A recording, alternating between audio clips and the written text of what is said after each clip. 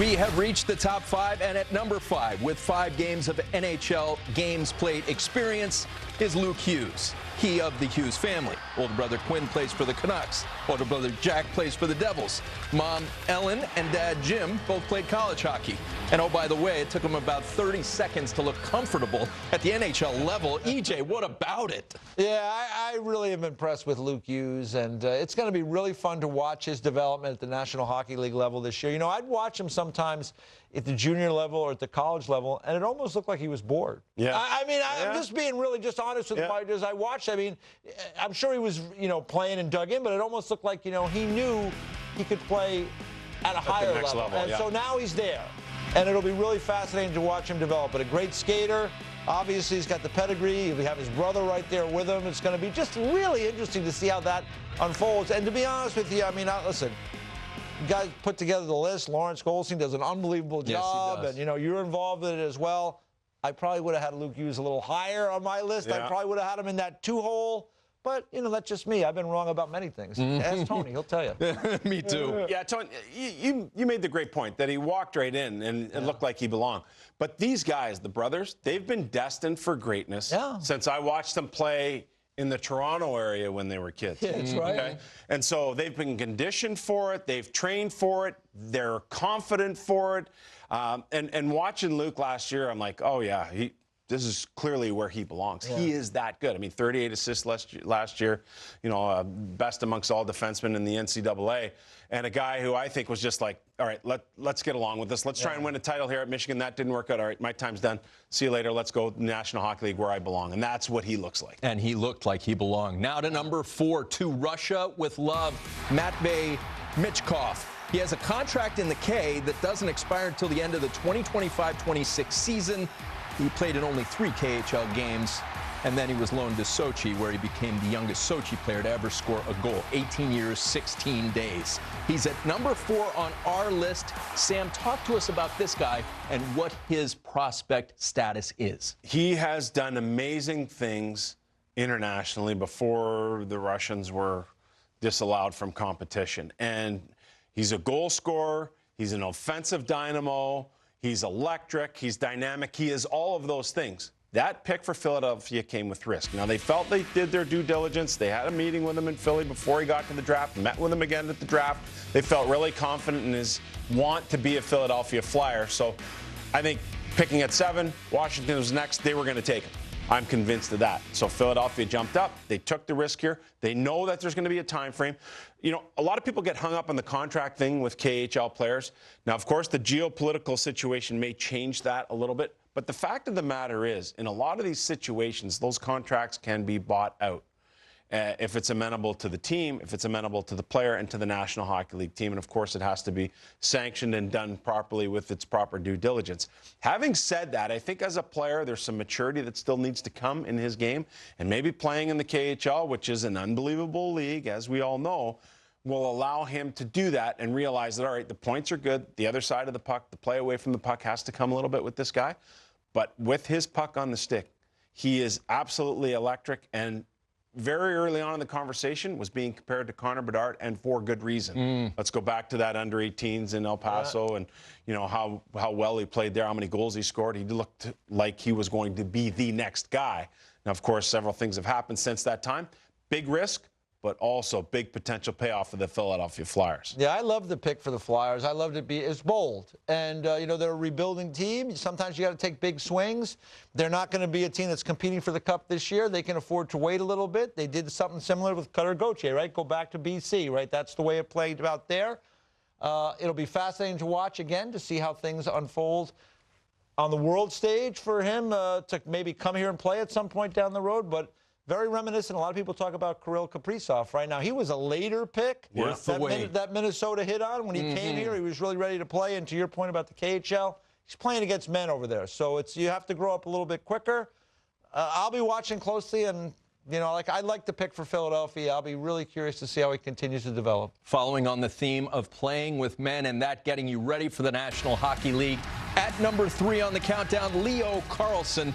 Of course, the Ducks picked him 2nd overall in the SHL. The only players with more points than Carlson in their draft-eligible SHL season, Elias Lindholm Daniel Sedin, Henrik Sedin, Nick Backstrom. EJ, good group. Yeah, that's a very, very good group. There's no question about that. And you can see those names on the board there. And Leo Carlson, you know, Sam, you've probably got to see him play much more than me. I mean, just a big, strong guy, can move around up front, can help you in so many ways. I talked to Pat Verbeek, the GM of the Anaheim Ducks, at the World Summer Showcase or the U.S. Summer Showcase, and I asked him, what's the difference? You had Fantilli, you had Carlson. That's a tough call. And he goes, yeah, it was a tough call. He goes, Fantilli has a great motor. We really liked him. But he goes, we just felt Carlson big, strong, maybe a little bit more upside for what we're trying to do in Anaheim.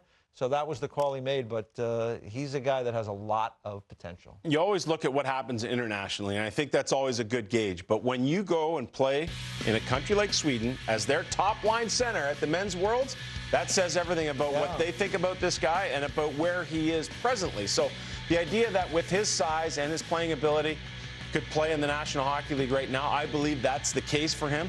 You know, we'll see what happens. Obviously, he's signed, and I think he can be a successful guy. But puck protection, he can change pace of the game really well. He works the half wall, front of the net.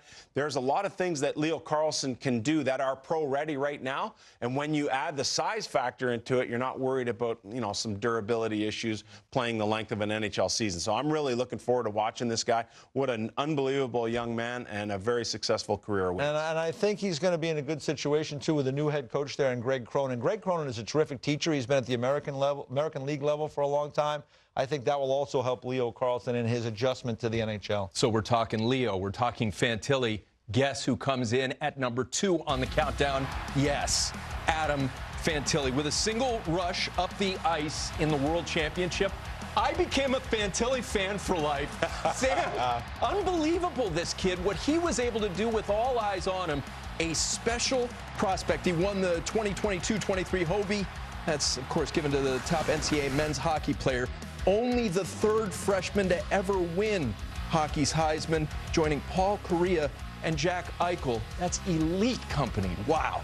Yeah, 65 points. That's unreal. And again, a guy who wanted an opportunity to go and play and try and do some really good things with Michigan. It didn't work out.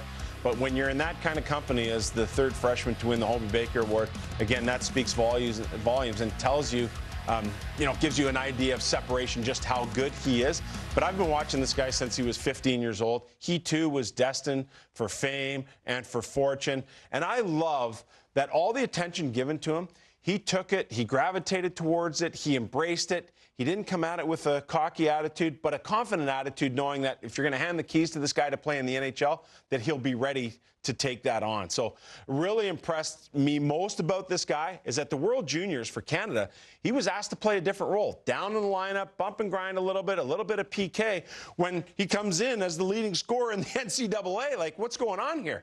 And he adjusted to that role perfectly. No complaints, no problem. And then by the end of it, he was getting those important minutes on the power play and really being a successful contributor for Canada to win gold. And I love that he was able to do that in that key moment and do so without any question. Little thing about him as a person, I'm watching at the draft, his teammate at Michigan, Gavin Brindley, was drafted by Columbus early in day 2. They think he was the 3rd or 4th pick in the 2nd round.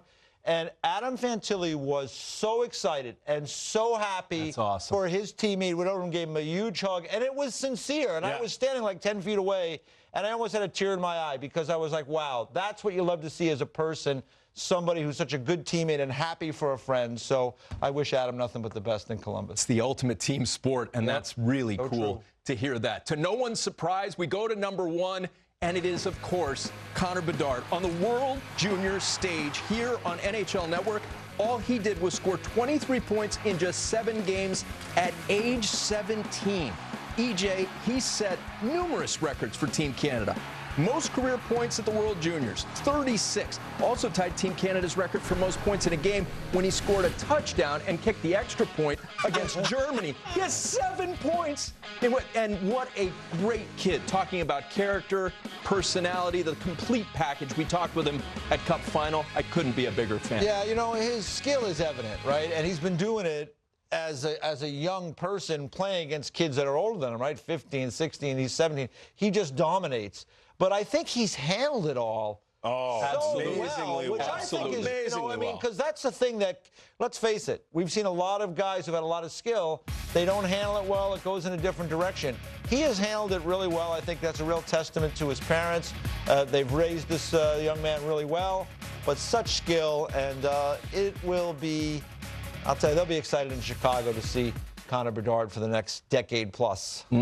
All the season ticket money. Oh, as soon yeah. as they won Instantly. the lottery. I mean, Yeah. how crazy is that to think about one guy could generate, and it wasn't even on their team yet, to generate that kind of revenue. So really good stuff with Connor Bedard. And I agree, EJ, the way he embraced everything this year, every interview, no problem. I talked to him a million times throughout the course of the year. I'm like, listen, man, I'm sorry, I got to ask you some of the same things you've been asked. No problem. You do what you got to do. You got a job to do.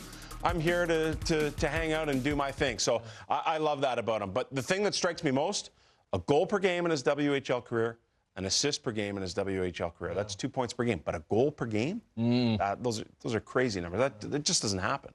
He talked about more than a decade at the NHL level. There's so many different comparisons. If you had to compare him, Sam, who would you compare him to? Well, I mean, Chicago, Patrick Kane would be that type of guy because I think that's part of his game that's underrated, the playmaking part. He's going to score kind of like Patrick did, and he'll lean more towards the goal scoring than where Patrick did. But in terms of impact and a guy who kind of is his own player, I think Patrick Kane is a pretty good comparison, 2.0. Congratulations on that, being compared to Kane, going first overall. The future is bright for Bedard. It's bright for all 50 of our prospects. Congratulations to all those who made it onto the list.